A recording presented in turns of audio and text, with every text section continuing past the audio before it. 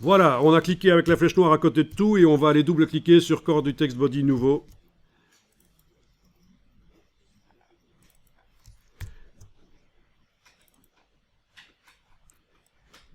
Alors, je vous ai dit, c'est un style imbriqué. Imbriqué, ça veut dire mis dedans. Si vous allez à lettrine et style imbriqué, vous ne voyez pas une référence au style de caractère. Style de caractère 01, je ne vois pas. Parce qu'en fait, il s'agit d'un style imbriqué d'un type spécial. C'est le style grep. Vous allez à style grep. Et là, vous trouvez notre style de caractère qui est appliqué à 3 choses différentes.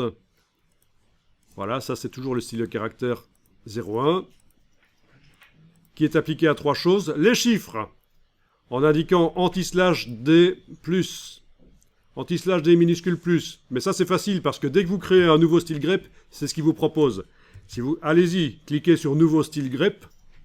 Voilà, c'est ce qu'il vous propose d'office. Donc il n'y a même pas besoin de retenir comment on fait en sorte d'appliquer un style de caractère sur des chiffres dans un document. On va pouvoir le supprimer parce qu'il y en a 2, là c'est pourri. Vous cliquez sur supprimer pour supprimer le style que vous venez d'ajouter en cliquant sur nouveau style, voilà. Et alors ici, on a les nomenclatures, le langage grep. Grep qui en gros veut dire recherche et remplacement automatisé. Il n'y a pas que dans InDesign vous allez trouver le grep. Vous aurez aussi ça dans le web pour modifier le code et à d'autres endroits. C'est pas propre à InDesign, c'est quelque chose qui est utilisé dans plein de logiciels.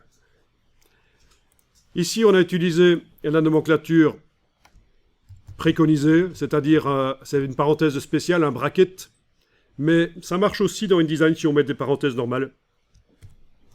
Et donc, qu'est-ce qu'on voit? On a les 2 variantes du début du mot panda, avec majuscule et avec minuscule. Et puis, on a le fait que ce soit avec un S ou pas. Voilà, voilà. Vous avez ici les variantes du mot renard. Là aussi, il démarre avec une majuscule ou pas. Il s'écrit avec un D ou un T.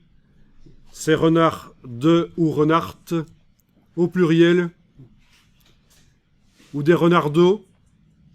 Alors renardo, ça s'écrit E-A-U, mais si vous mettez un E ici et là, ça devient redondant. Ça vient en trop du E qui existe déjà et ça fait foirer le truc. Donc c'est pour ça qu'il est écrit sans le E. Donc ça c'est la nomenclature pour écrire des variantes possibles, la suite du mot. Bien.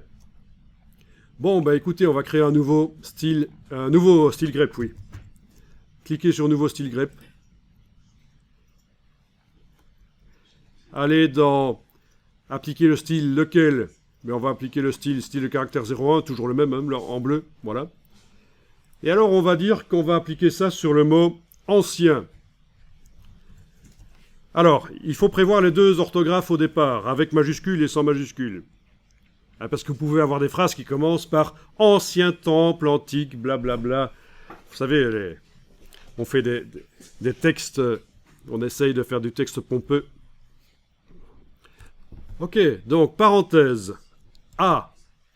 Puis vous faites la barre verticale qui s'appelle une pipe. Enfin une pipe, un tuyau. Si vous cherchez un jour comment on fait ça sur le web. Alors, Alt majuscule sur le Mac, Alt majuscule L. Donc là, vous enfoncez Alt Shift et vous appuyez sur la touche L, ça vous fait la barre verticale. Sur PC, ça dépend du clavier, donc il faudra se renseigner parce que vraiment, sur PC, d'un clavier à l'autre, d'un pays à l'autre, ça change. A minuscule, parenthèse. Donc je voulais écrire le mot ancienne et je continue le mot donc. Ancien, voilà, ancien. Ok. Bon, on va déjà tester ça. On va voir si ça marche.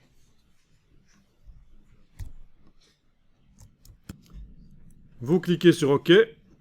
Et dans le texte qui utilise ce style corps du text body nouveau ou une variante, donc notamment le style de paragraphe ici qui utilise corps du text body nouveau avec petite lettrine, c'est l'enfant du style corps du text body nouveau.